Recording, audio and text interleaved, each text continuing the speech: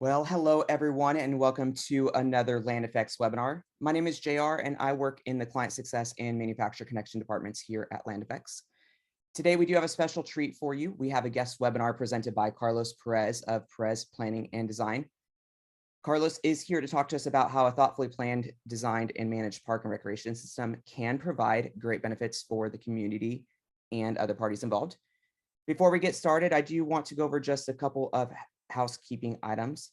First of all, the webinar is being recorded, which should be uploaded later today if you'd like to fall back on it. If you have any questions, please use the Q&A button down at the bottom there, and we would be happy to pass them along to Carlos.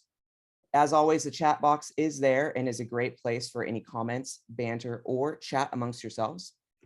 Lastly, if you are viewing this in full screen and want to exit out, if you head up toward the top, you should see an exit full screen or escape option. With all that said, I'd like to now turn this over to Carlos. Great. Thank you, JR. Can you hear me okay? Yeah, we can hear you great. Wonderful. Well, again, thank you, JR, for your coordination in getting us ready for this, and Land Effects for the opportunity to share our experience with Parks and Recreation System planning, and also to you, the audience that's taking the time to be here with us this morning or afternoon, wherever you may be in the country, to learn a little bit more about our experience and how this can hopefully help you in your projects, your clients, etc. So as JR mentioned, my name is Carlos Perez. I'm the president of Perez Planning and Design. We're a firm that focuses on parks and recreation system master planning, as well as public realm planning and design. We'll talk a little bit more about that in a moment, just to introduce our firm. But as was mentioned, we're here to talk about an approach, our new approach that we use for parks and recreation system planning, with the intent of helping our clients and our communities become more resilient and sustainable. So just a little bit about our firm. We've been fortunate enough to have worked with over 150 agencies in parks and recreation system planning throughout the country.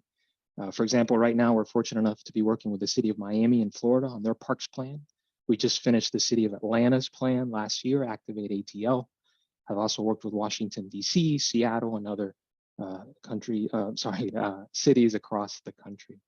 In addition to parks and recreation system planning, we also do a lot of park master plans and are fortunate to also work with a variety of teams on these projects. Recent projects that we've worked on was a revisioning of Centennial Olympic Park in Atlanta, and also with Rogers Partners and Nelson Bird Woltz on the Hub 404, which is a really exciting cat park that'll be taking place in just north of downtown Atlanta in the Buckhead area.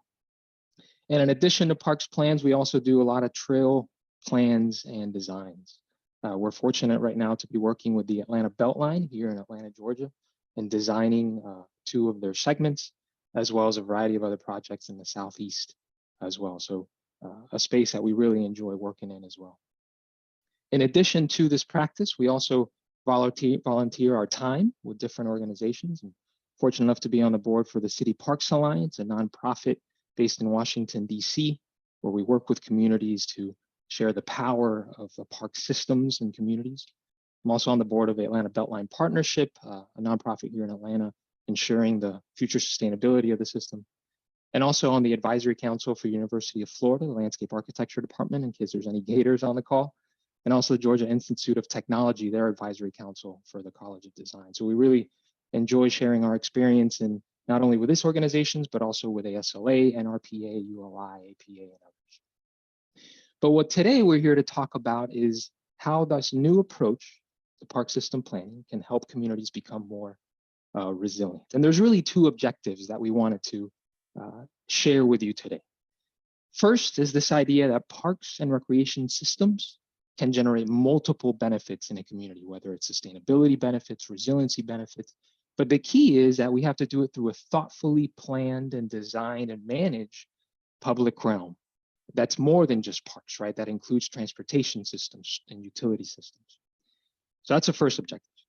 The second one is to say that in order to reach these multiple sustainability and resiliency benefits, we need a more comprehensive and collaborative approach to this. And that's something that we'll talk about today, and something that is discussed in the book, the image of the book that you see here, Parks and Recreation System Planning, written by the late Dr. David Barth. Dr. Barth was a a business partner of mine, a mentor, a father figure, collaborator for many, many years. Unfortunately, he ended his battle with cancer earlier this year, but we continue to work and really share his legacy and his passion of park system planning that he instilled in many of us as well. And that's really what we're going to be talking about today is our process that we've enjoyed working with a lot of communities and some of the lessons learned and experiences that we've gained.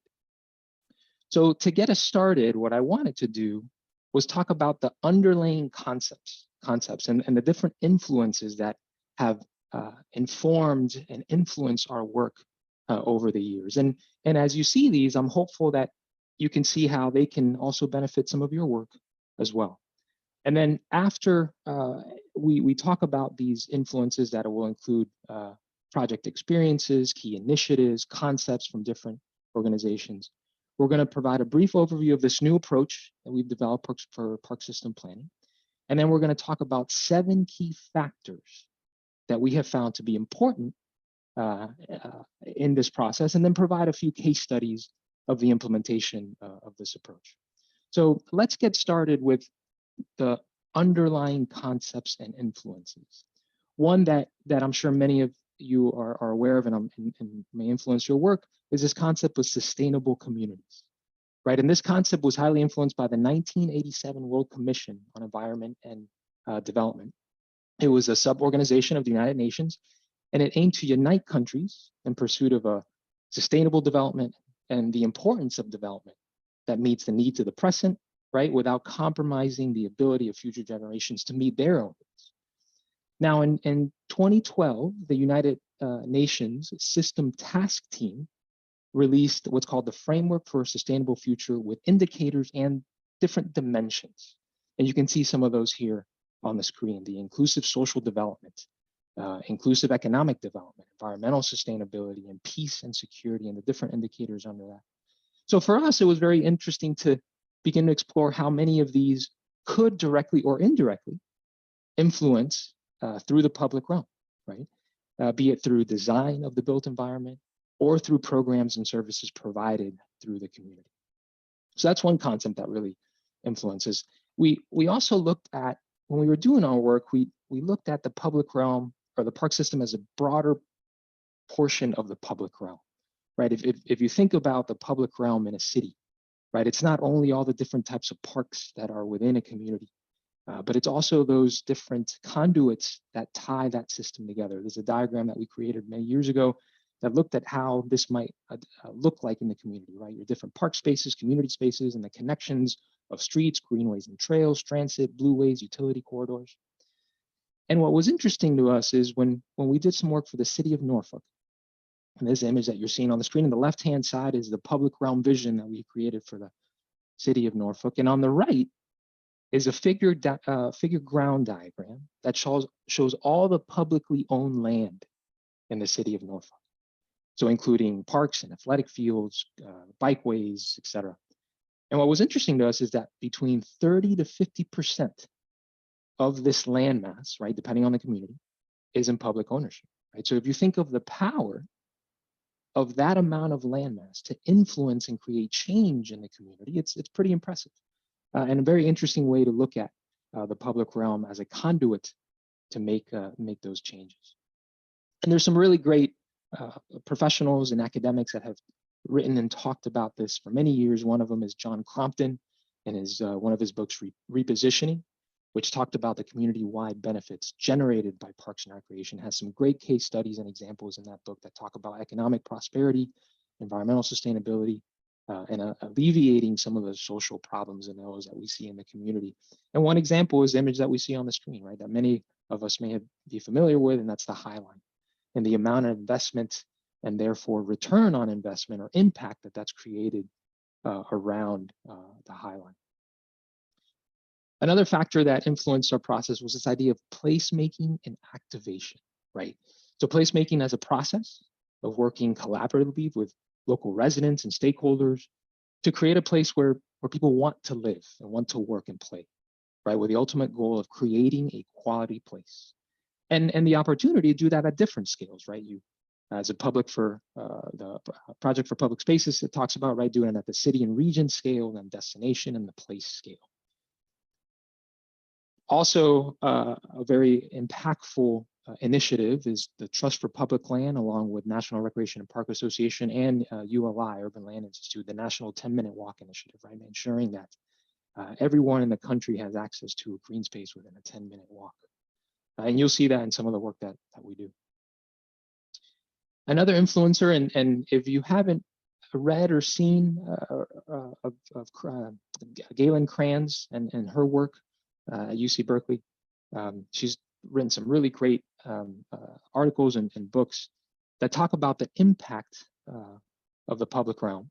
And it's interesting, she in the book, The Politics of Park Design, she explores how social problems, right, of a particular time have influenced planning and design of parks, right? And she organizes into different eras. For example, she suggests that in the late 1800s and the early 1900s, parks were planned and designed to help with the social goals of public health, social reform.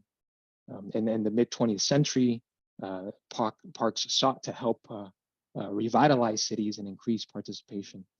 And then she also identifies a new model, the sustainable park model. And this is where the idea is that the parks and park system focuses on making cities more ecologically and socially balanced and sustainable. And so the idea is that we're no longer focused on addressing the needs of park users internally, right? It's not only about the park itself, but how we influence those areas around the park, outside the park as well, outside the park boundaries. And there's some really, really fantastic examples across the country. One particular that we highlight a lot is historic Fourth Ward Park here in Atlanta, Georgia. It's part of the Atlanta Beltline Park, Atlanta Beltline system. And what's interesting about this stormwater park is the city had a choice here to address flooding issues in this neighborhood. They had a choice of either building a huge vault underground that would collect stormwater. The city of Atlanta is a combined sewer and stormwater system. So there was an opportunity to create this vault to collect some of that stormwater, and that was going to be around $40 million to build. But the community through the years had come up with this idea of creating a park, a green infrastructure park that could help with this, right? And that's ultimately what was built, the image that you see here. And that was at a cost of $24 million, right? So the city saved $14 million, and this park has also revitalized the entire area around it. And in fact, around this park and around the Atlanta Beltline near this park, we're seeing some of the highest density in the city now being developed, which has been really impressive to see over the last 10 years. And an example of how this functions, right, is this image that you see here in a 4-inch rain event. This is what the park looks like. This is what it's designed to do. And then a few days later, it goes back to functioning as a park, right? So a really great example of how that park is helping with some broader issues while creating multiple benefits for that community. Another influencer was the idea of resiliency, right? And the work that the Rockefeller Foundation did throughout the country, and the discussion of shocks and chronic stresses. And you can see some of those examples here on the screen written. And so the idea of us exploring, well, how can the park system help with some of these, right? Whether it's flooding, wildfires, civil disturbances, or poverty, inequality, climate change, et cetera.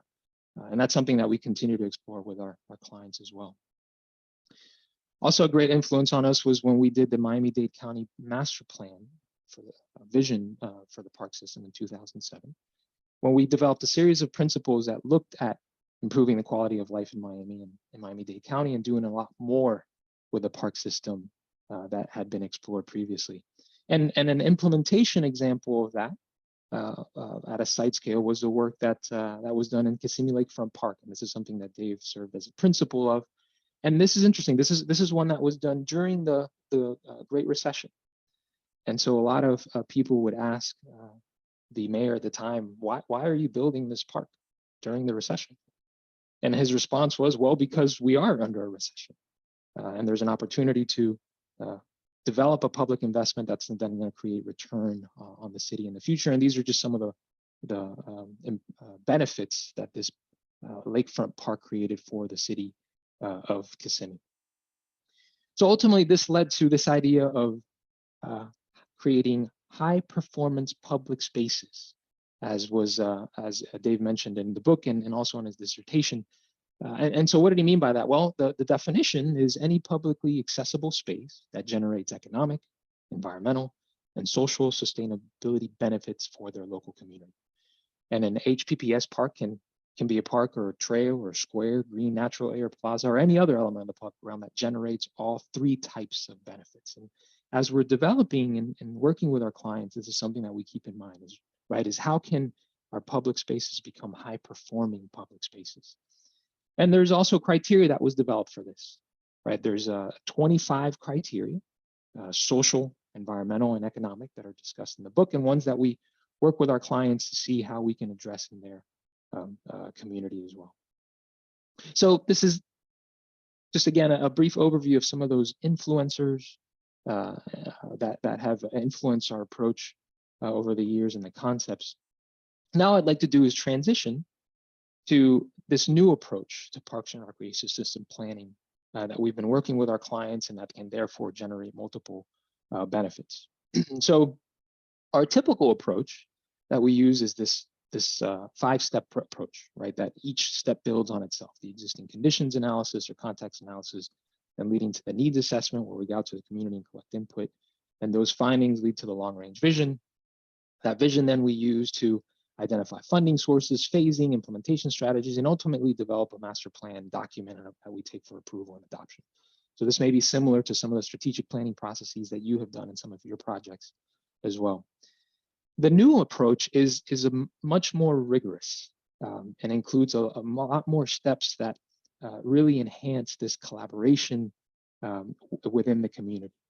And this is what this new approach looks like if you're looking at your screen now. And what it suggests that we do is, first, before we start the project, before we kick it off, let's work with the client and do initiation and planning for that project, right? So let's talk to them about how we can develop a project plan. Let's do a readiness audit that looks like, do we have all the elements in place to accomplish this project, the partners in place, and the interest, a community, the leadership buy-in to do this. Then we move into the kickoff meeting, and the idea here is to not only work with staff and of the project, but also include a steering committee that is comprised of other partners in the community and members that may not be typically included in the process.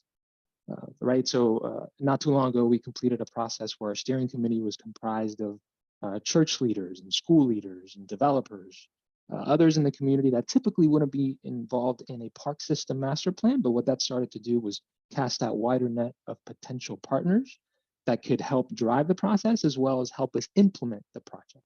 And we'll talk a little bit about that, how that led to a really exciting implementation project as part of the case studies. So once then we kick off the project, not only are we doing the typical analysis of demographics and parks and recreation system, but we're also looking at other dimensions that the parks and recreation system master plan may influence. Dimensions associated with resiliency, sustainability, something that we've been hearing in our projects recently, that we've been exploring the role of the public realm in addressing is affordable housing, the unhoused populations, community safety. So the challenge then is, well, how can we address those for the park system, and what analysis, what findings, what work has already been done already that we can build on? And then including, if we include those folks as part of the steering committee, then it's an opportunity to then build off the great work that's already been done and explore how the public realm can help with that. After we kick it off, then, or we do this analysis, we also look at developing what we call a preliminary implementation framework. And so what this does is it almost creates this hypothetical vision, right? Where we fast forward to the end and say, well, what might this look like at the end, right? We might have a series of parks here, trails here, parks functioning to help with these elements. And what that does is it starts opening our minds a little bit, and the partners as well, to identify any opportunities, any challenges that we can address through that process. So that's been really great to do that with various communities. As we go through the process, we complete the interim report with findings, and We share it with elected officials and decision makers just to give them an idea of what we've learned to date. And that's part of that needs assessment process, right? Where we use a variety of techniques, qualitative techniques and quantitative techniques to identify what those needs and priorities are. And you'll see some examples of that in our case study, as well as in the 7 factors that we feel are important as part of this process. Part of this analysis too includes level of service analysis with different metrics, ultimately creating a presentation that we share with elected officials and partners about our findings from an existing conditions analysis, from pre-implementation framework, and build consensus to this point. Once we finish this halfway point, right? That's number 8, then we get to 9, right? And that's where we revisit this preliminary implementation framework and this hypothetical vision, and we add onto it, edit it based on the findings that we've learned through that process. And then ultimately leading to an implementation strategy and a document that then we share with the elected officials, decision makers in the community to adopt the project. And then that leads to the phase 1 implementation of the recommendations from that plan. And then 3 to 5 years later, we do this again, right? The recommendation is that we recommend communities do these Parks and Recreation System master plans around every 3 to 5 years. Needs may change, implementation and funding may change, so it's important to keep up to date with these opportunities. So this gives you a brief overview of this new approach that we've enjoyed participating in. Now let's transition to 7 key factors for success. What are those elements that we have found to be very helpful in this process? And I'll give you a preview, and then we're going to go one by one and touch on these. First is the idea of a strong leader, a champion for this effort. We feel that's a very important part of the process, and you'll see an example here in a moment about that. Related to that is a collaborative interdisciplinary team, right? And this idea of having an open and collaborative approach to a project and different team members, consultants, practitioners, et cetera, that can help in that process. The next one is this idea of being intentional about what we're doing, right? The intentionality of exploring multiple dimensions. So through the process, we may learn that in the community safety, unhoused population, affordable housing are really big concerns in the community. So then let's be intentional about it. Let's explore, let's bring partners in and let's explore how we might be able to address these through the public realm. The fourth one is this idea of a hypothetical vision and the preliminary implementation framework. And then using a scientific mixed methods and triangulated approach to identifying needs in the community. And that does include extensive public engagement. And you'll see some examples about that in a minute.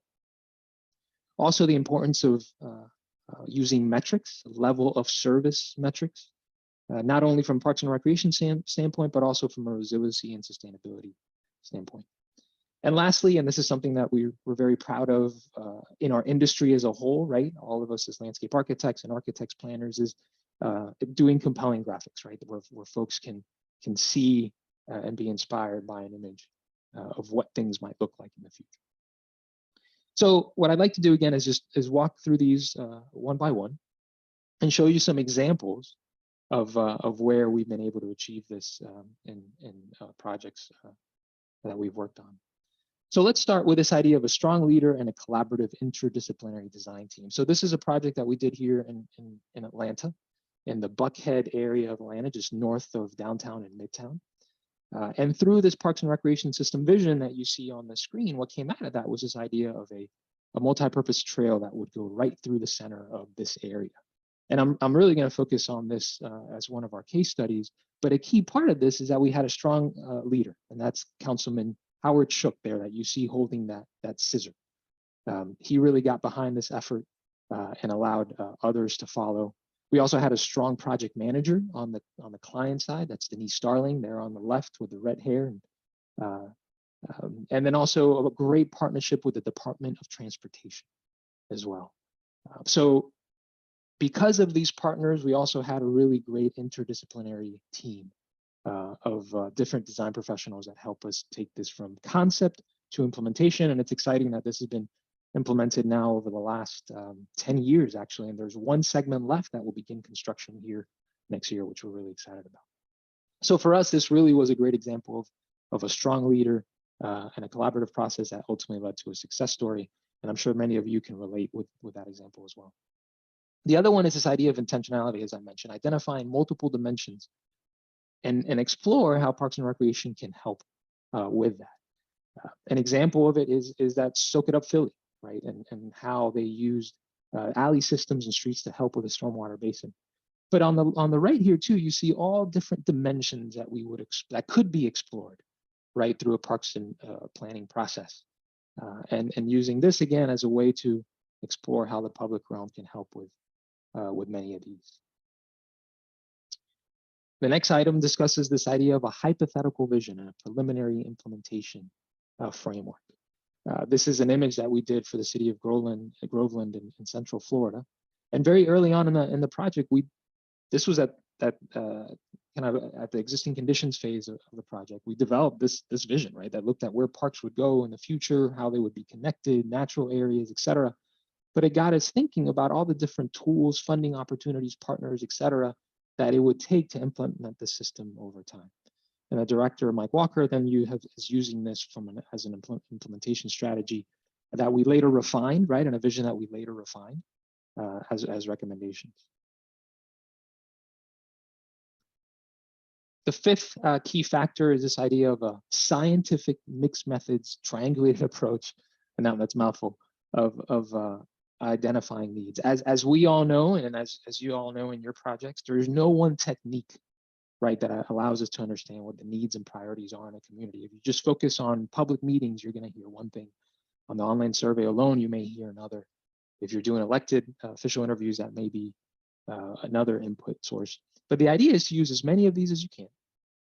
Quantitative, qualitative, secondary, and then triangulate, right? Identify where those commonalities exist and what bubbles to the top, right, as a high priority needs.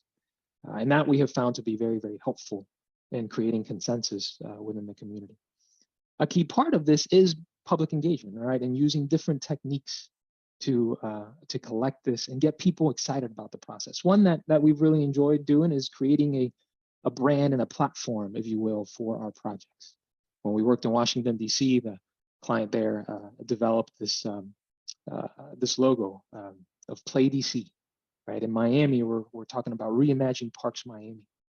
In Atlanta, it was about activation, right? Activate ATL. And right now we're working with the city of Decatur and played off that to say Recreate, right? Or in another city, we used Recreate Smyrna, play off recreation and recreate. So this we found to be fun. Not only does it get people excited, you can create a swag around it for the project, whether it's shirts or pens or step and repeats for photos, et cetera, and enhances notoriety on the project. So we have found that to be very, very useful. Also, the pandemic has taught us the importance of virtual and now hybrid public meetings, right? So not only in person, but also through Zoom, MS Teams, and others, where we're able to reach audiences in different communities and different areas to collect that input. But also the importance of using old school techniques, right? So for example, simple yard signs that you include in the parks or where your project is located that then encourage people to use a QR code and go to your project website becomes really important. So again, a variety of different techniques, whether it's having people come to a meeting or virtually attend a meeting or going to where people are, right? And some of our projects will go to special events, concerts, and then we'll collect that input in different ways, do interviews, et cetera. Even going to the neighborhood or the site and doing walking tours with residents and participants to talk about the challenges, the ideas that they have about the project, the neighborhood, the community, et cetera. So all those have been very helpful and very enjoyable. Metrics are also very important, right? I'm sure many of you can appreciate the expression, if you can't measure it, you can't manage it, right? So the idea is identifying different levels of service that we can track over time and understand our progress, right? And there's the basic ones that we use in Parks and Recreation, whether it's acreage, access, facilities, capacity, et cetera. But then as you start getting into multiple dimensions, right, then there's an opportunity to work with partners and identify what are those metrics that they use that then we can incorporate on our planning process and then help start quantifying and counting over time.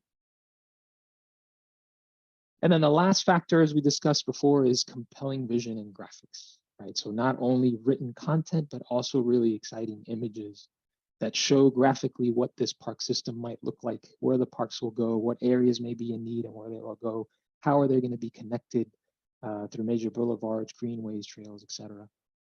And do so in a way that creates that compelling graphic. Some of our clients have created these boards and have put them on their walls, a very large size, so they can then see this and monitor it over time and get excited about the work. But not only these citywide and graphical visions, right? There's also an opportunity to do them more at a before and after scale, right? Whether it's a bird's eye view, taking a before image and then turning it into an after image of what this bikeway facility, one-way cycle tracks and sidewalks might look like in this community. Maybe a little closer up where we show what it looks like now, but what this trail could add to the area. And also at a site scale, right? At the ground level, showing residents what this looks like now and what it could look like in the future. So again, not only are these fun to do, but also helps decision makers and residents get excited, and then also potentially even help with funding sources as well. So again, that's an overview of those 7 key factors. And now I'd like to transition to the last part of our presentation, and that's the case studies of multiple dimensions that parks and recreation systems may be able to address. The first one I'm going to talk about deals with economic development, along with bicycle and pedestrian access and green infrastructure, kind of a project that really led to multiple benefits in all these 3 areas. And then the next one is looking at how parks and recreation system may help with affordable housing, and something that we explored with Washington, D.C. as well as with the city of Atlanta. And then we'll open it up for any questions. So let's start with the first case study: economic development, bicycle, pedestrian access, and green infrastructure. So this goes back to the project that I previewed before, the Buckhead GreenSpace Action Plan for the Atlanta area. When we started this project, what was interesting to us is the area that we were studying, the area of Buckhead. One of the concern for leaders in that area is that it was losing market share to an area just south of it, the area of Midtown, where Georgia Tech is, and Piedmont Park is, some of our major institutions here in the city. Another major concern was traffic congestion and the poor pedestrian connectivity that was in the area. Water quality and flooding. At the time, the city of Atlanta had faced a really bad flood that led to a lot of areas in the metro area losing property, right? Properties being flooded because of this extreme flooding. And then this particular area in the city of Atlanta had the lowest amount of public space. And you can see it highlighted there on the chart. Not only were there a few parks, but also the parks were really small, right? So the total acres per 1,000, which is how we count park acreage and how we compare park acreage, is total acres per 1,000 population was 214, whereas the city average was 8, right? So it was well below. And then Buckhead is a wealthy area, influential area, so the land costs were pretty high. So through this process, what we did is we created this vision for the project. And what was interesting is, as we were creating this vision, these series of publicly owned parcels stood out to us in our analysis. It was land owned by the Department of Transportation, by the Transit Authority, and it created this really interesting linear space that kind of went through the site. And it also connected to the Atlanta Beltline on the south portion of this. Actually, the Atlanta Beltline piece that we're fortunate to be working on right now. So what came out of this process was this idea of creating a linear trail corridor along these publicly accessible lands. The lands were already owned by the public, so we didn't have to acquire them, which was a huge benefit, right? Considering that this was a high land value area. And it also allowed this idea of exploring how we could take these single-use properties and create multiple benefits and multiple improvements along the corridor. So it was taking images that looked like this, right? This was a typical condition of the corridor. and working with partners to see how it might look like this, right? That was behind the sound wall. Now, if you're on the other side of the sound wall, right, when you're on the highway side of it, the idea was, well, we create something like this, right? Something that allows minimal impact to the area, but then provides this really interesting and unique experience along the corridor. And then along the street itself, we had areas that looked like this, large, wide travel lanes, right, that are really more than we need. We didn't have a lot of public space, a lot of right-of-way, right? So we had to be creative. And so the idea was, well, how can we maximize that right-of-way? And so it was looking at narrowing those lanes, removing the width of the medians, and allocating that space to the pedestrian side, and then activating the wall in some way to make it exciting. So what was interesting about this project is that, or this idea, is that it started very early on. This idea emerged very early on in the park system planning effort. But before we finished the report for the park system planning effort, we had already started the planning and design of this trail because of the collaborative approach of the team, because of the strong leader, because of the different partners on the table, including a nonprofit that builds trails in the Atlanta region, the Path Foundation, that then came to the table and helped us with funding. And then that in itself then encouraged the city and other public partners to provide funding. So ultimately that led to phase 1 implementation, not long after we finished the plan, and a project that has won multiple awards in our area, everything from Department of Transportation awards to Quality of Life awards, planning awards, design awards, etc.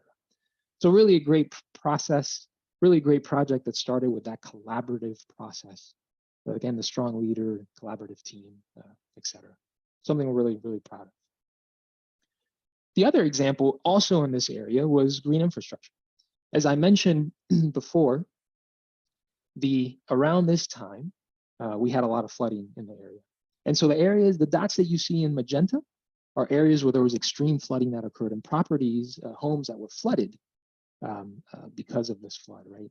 And so we started, through this park system planning process, we started really trying to understand this a little more. So we did a topography model, right, to understand what was going on. So, you have the ridge going right through the center of the study area. And then on the south and the north is essentially the bottom of the watershed. So all that water from the top was percolating down and really leading to flooding.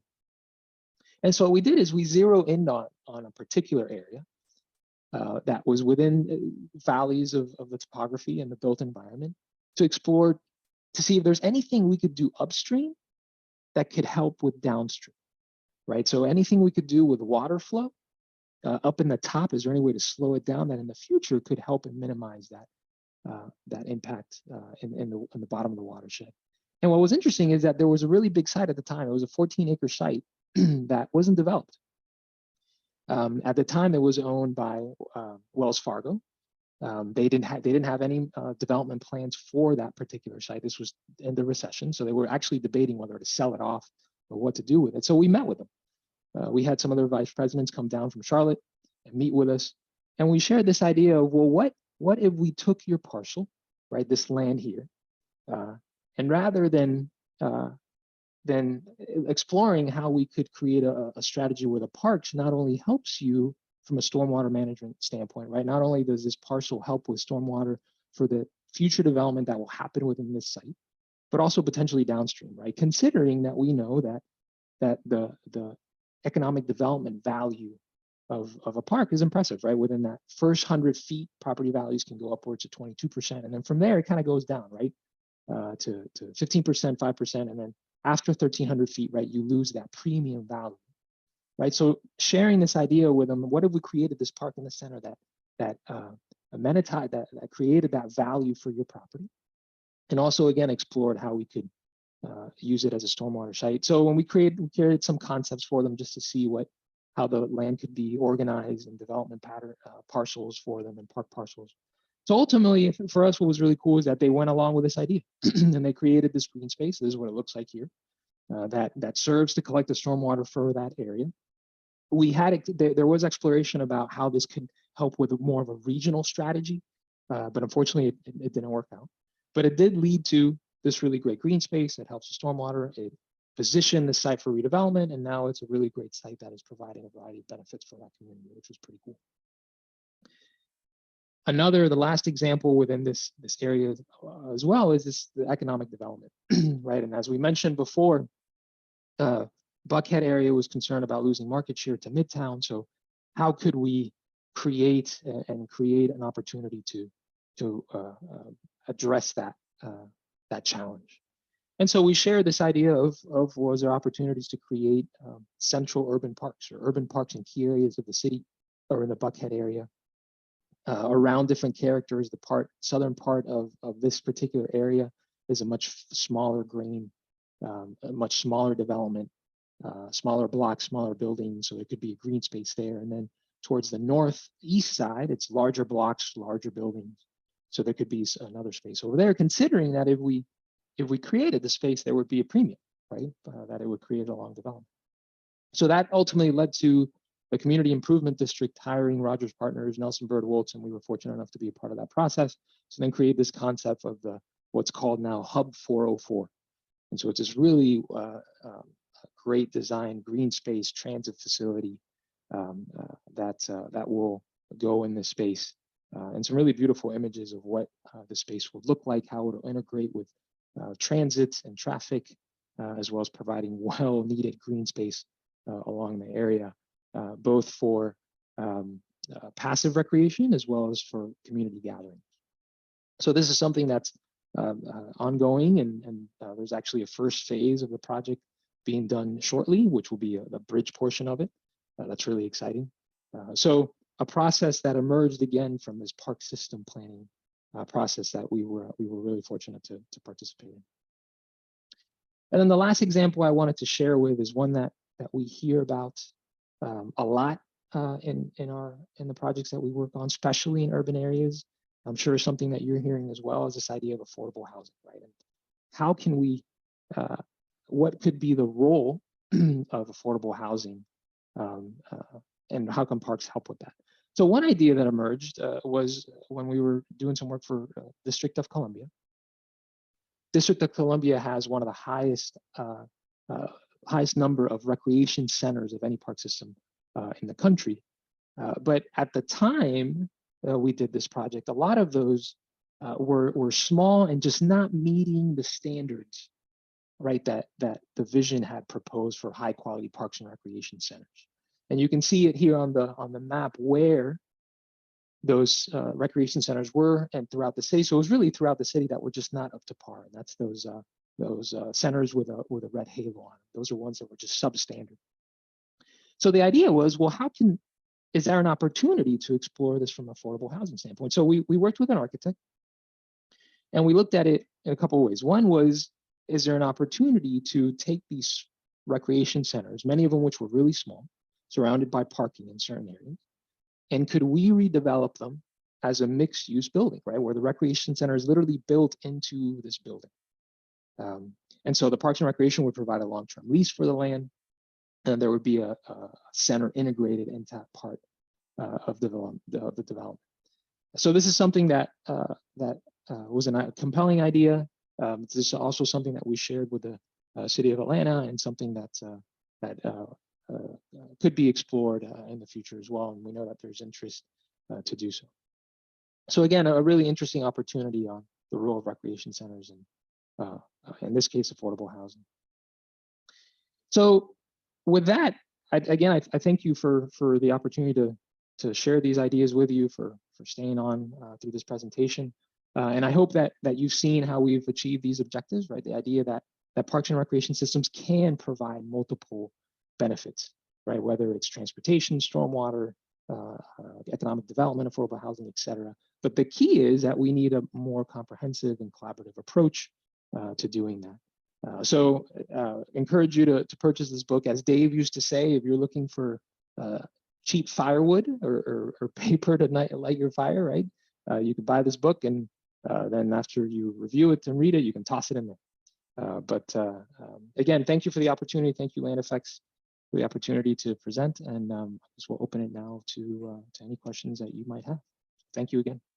Awesome. Thank you so much, Carlos. We really appreciate having you and seeing this whole new approach and all the projects that you've worked on. We do have a question from Nathan.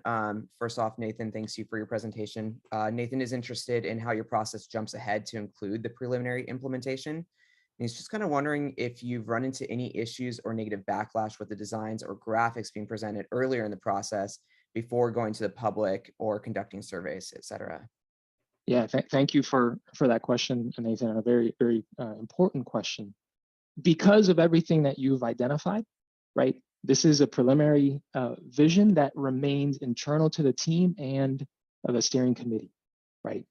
Really ultimately up to the client how far he wants to take it out.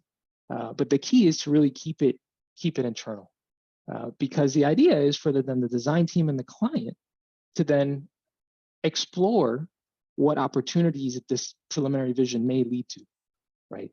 So ultimately what happens is, and when we've done it, is we create this preliminary vision. And then when we get to the visioning phase, we refine it and we edit it based on that input that we've received from stakeholders, from the community. And that's when we really share it out with everyone. But again, great question, and all the reasons why we keep it internal first.